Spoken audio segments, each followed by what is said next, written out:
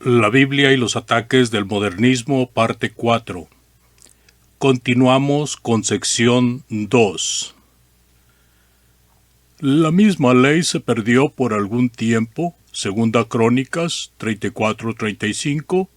Si se perdió y se halló, y todo según la profecía hecha antes por más de 300 años, Primera de Reyes 13:3. El autor ataca la Biblia pero sin base alguna. Su referencia a Segunda de Crónicas 34-35, en lugar de obrar en contra de la Biblia, confirma su origen divino por medio del cumplimiento de profecía. La ley se había perdido porque el pueblo se había corrompido yendo tras la idolatría, y Dios los castigó. Ahora que Josías procuraba hacer la voluntad de Dios, era bendecido de Dios en la providencia de Dios, la ley había sido preservada y ahora fue hallada, y el pueblo obediente comenzó a observarla. ¿Por qué no mencionó el autor todo esto que con toda razón explica el caso de la ley perdida? Él deja la impresión de que la Biblia no puede ser un libro perfecto de autoridad divina, porque si lo fuera, Dios no permitiría que se perdiera. Pero el caso no fue así. En realidad no se perdió. Fue dejada sin uso por un pueblo rebelde e idólatra. Cuando se levantó Josías, objeto de profecía bíblica, Dios en su providencia cuidó de que la ley estuviera otra vez disponible para una generación obediente. Si el pueblo no se hubiera apartado de Dios, la ley no habría quedado desusada y para ellos perdida. Para Dios nunca se perdió. Él la guardaba para el tiempo oportuno. Se mencionan libros que no aparecen en nuestras versiones de la Biblia, Colosenses 4:16. ¿Qué implica el autor con esta declaración suya? Implica que la Biblia, como la tenemos hoy en día, no está completa. Esta crítica trivial, hecha por incrédulos desde tiempos remotos, nos hace difícil creer en la sinceridad del autor. ¿De veras es esta declaración arriba citada una convicción de él? ¿De veras no puede él hallar ninguna explicación favorable a la Biblia para el caso? Solamente un enemigo de la Biblia con prejuicio en la mente llegaría a tal conclusión como la implicada. El autor no explica nada, ni trata de hacerlo, no se interesa en hacerlo, tiene un solo fin, es a saber desacreditar a la Biblia y al mismo tiempo sembrar duda en la mente de los lectores.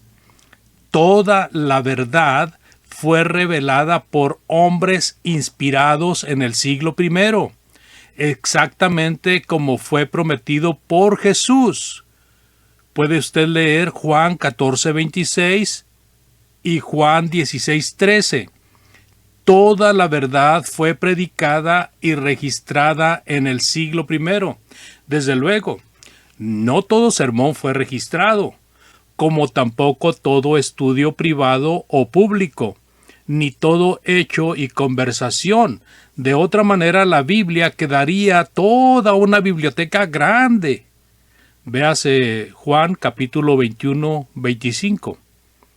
Sin embargo, si todo aquello hubiera sido registrado, esa voluminosa escritura no contendría ninguna verdad no revelada en el Nuevo Testamento de 27 libros. Desde luego, Pablo y otros escritores inspirados escribieron otros libros o otras cartas que no se hallan en el Nuevo Testamento, como también predicaron muchos sermones no registrados, palabra por palabra, en el Nuevo Testamento, pero una cosa es cierta, tenemos toda la verdad. Ella fue revelada registrada y preservada, y la tenemos hasta la fecha en nuestras versiones del Nuevo Testamento. ¿En qué clase de ser supremo, según la página 9 de la carta, del autor de la carta, cree que no velaría por la preservación de su voluntad revelada? ¿Ha hablado al hombre ese ser supremo como nuestro Dios nos ha hablado? Hebreos 1:1. ¿Qué ha dicho? ¿Dónde queda registrado? ¿Cómo fue preservado su mensaje al hombre para que quede todo hombre plenamente convencido de su autenticidad? El autor tiene algunas preguntas que contestar y al contestarlas se encuentra en el mismo barco con nosotros. Dependemos del juicio de hombres que de su propia voluntad se dedicaron a reproducir una colección de libros que se han considerado sagrados.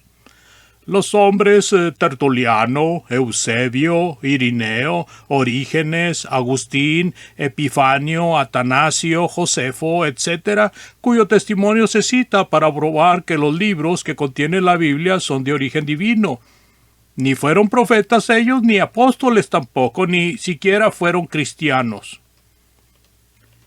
Es sorprendente y a la vez triste leer estas palabras de uno que por muchos años predicaba la fe de Jesús. Nunca entendía bien las verdades básicas respecto a la Biblia. No sabía acerca de los dones del Espíritu Santo. La táctica de su carta no evidencia tanta ignorancia como actitud negativa hacia las Escrituras, pues de continuo las representa mal, como también a las circunstancias relacionadas con ellas. En 1 Corintios 12, del 8 al 10, Pablo presenta una lista de los 9 dones repartidos por el Espíritu Santo en tiempos apostólicos. Algunos de estos son palabra de sabiduría, palabra de ciencia, profecía y discernimiento de espíritus. ¿Piensa el autor que el Espíritu Santo estaba indiferente al asunto del canon de las Escrituras? ¿No le importaba que la iglesia primitiva no supiera nada acerca de cuáles libros eran inspirados y cuáles no? ¿Y cuáles serían incorporados en las Escrituras y cuáles no? ¿Ha de ser dejada esta cosa tan importante a hombres no inspirados y aún sectarios? Primera de Juan capítulo 2, del versículo 20 y el versículo 27, dice: «Pero nosotros tenéis la unción del Santo y conocéis las cosas todas. Pero la unción que vosotros recibisteis de Él permanece en vosotros, y no tenéis necesidad de que nadie os enseñe. Así como la unción misma os enseña todas las cosas, y es verdadera, y no es mentira, según ella os ha enseñado, permaneced en Él». En el versículo 20, la palabra unción se refiere simbólicamente al repartimiento del Espíritu Santo que habían recibido esos hermanos, el cual les capacitó para discernir espíritus y saber la verdad. Así podían saber qué era la verdad y qué era la mentira o la falsedad. La iglesia primitiva podía saber cuáles escrituras eran inspiradas y cuáles no. Dios veló por ello. Los discípulos conocían todas las cosas, sabían cuáles escrituras pertenecían al canon. Ahora, el autor ignora esta verdad bíblica y atribuye a hombres no inspirados la determinación del contenido del canon. Al hacerlo, representa mal la realidad del caso. ¿Cómo recibían los santos los dones del Espíritu Santo? ¿No enseña claramente Hechos 8 del 14 al 18 que fue por la imposición de las manos apostólicas? Siendo así el caso, había santos vivos en tiempos de Juan, quienes tendrían el don de discernir espíritus, y estos tendrían conocimiento directamente de Dios respecto a la canonicidad de las Escrituras, Inclusive el libro de Apocalipsis, escrito más o menos en el año 96 después de Jesucristo. Vamos a ilustrar el punto. Dice 1 Timoteo 5:18, pues la Escritura dice, no pondrás bozal al buey que trilla, y digno es el obrero de su salario. ¿Dónde se encuentra esta referencia? Porque dice, la Escritura dice, bueno, se encuentra en Lucas 10:7, como también se encuentra en Mateo 10:10.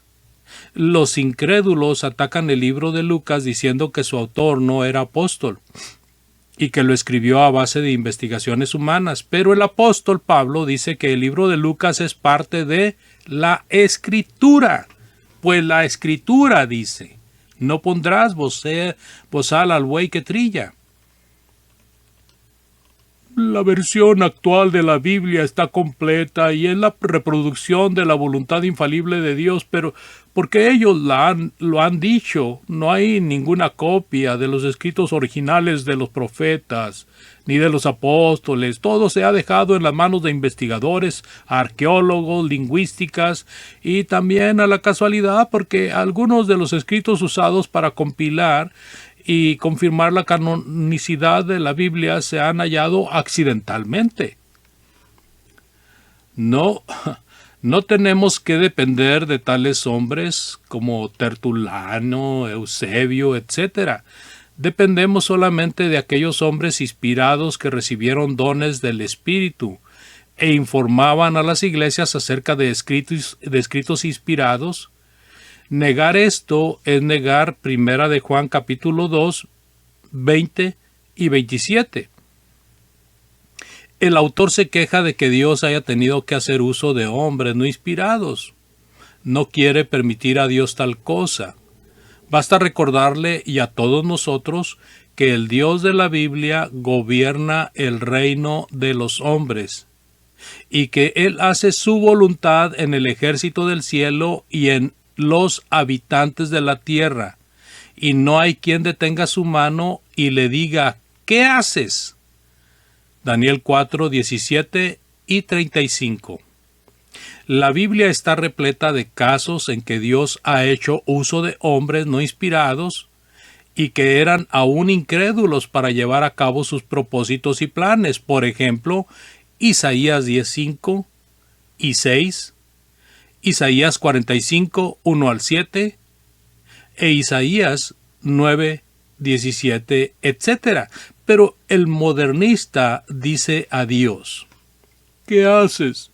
¿No puedes arreglar tus asuntos de alguna manera que no sea de la inteligencia y de la sabiduría mías? Yo no acepto nada que no sea conforme a la idea mía de cómo arreglar tus asuntos. Yo hubiera empleado solo a cristianos para coleccionar a tus libros santos, y ya que no sucedió así, cierro mis ojos a la evidencia preponderante del caso y rehúso leer clara y objetivamente la evidencia, aunque pido a todo el mundo que lean los escritos míos de esa manera.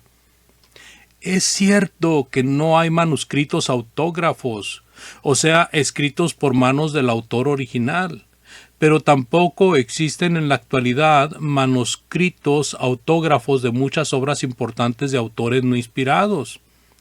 Aunque representan obras clásicas e históricas y aceptadas así por el autor de esta carta que ahora estamos examinando, según la crítica injusta que él aplica a la ausencia de manuscritos originales, no puede justamente creer lo que escribió César, ni Aristóteles, ni Tácito, que no mencionemos un sinnúmero de otros caracteres antiguos. Tampoco existen manuscritos autógrafos de sus escritos. Todo modernista actúa a base de sus presuposiciones. Él supone de antemano cómo deben las cosas hacerse o desarrollarse y luego llama la atención del mundo a el hecho de que los casos no sucedieron así y concluye que no puede confiar en las afirmaciones actualmente hechas respecto a ellos. Él es como el judío incrédulo del tiempo de Cristo que por esperar un reino material al oír del reino espiritual venidero de Jesucristo. No lo quiso aceptar, no se conformaba a su presuposición. Hoy en día el modernista, que cree tener una sabiduría más alta que la de Dios, como son más altos los cielos que la tierra, Isaías 55:9, actúa como el judío incrédulo, es a saber, decide cómo Dios debió haber conservado la Biblia, y ya que no fue así, concluye que la Biblia de hoy no es de confianza completa. En realidad, no sería de ninguna confianza si él tuviera razón. Al decir que todo se ha dejado en las manos de investigadores, etc., pasa completamente por alto a la providencia de Dios. Dijo Jesucristo: el cielo y la tierra pasarán, pero mis palabras no pasarán. El profeta Isaías dijo: la palabra de Dios nuestro permanece para siempre, Isaías 48. Y lo citó Pedro, primera de Pedro 1:25. Si la deidad no mintió al modernista, le preguntamos: ¿dónde está la palabra de Dios? Ya que la Biblia actual no representa, tal vez crea el modernista que Cristo, los profetas y los apóstoles mintieron. El modernista no debe hacer lugar para la providencia de Dios. El Dios de su fe tiene que estar sujeto a los modos de actuar que se conformen a las ideas y presuposiciones de él. Continuaremos a ataques del modernista a la Biblia, parte 5.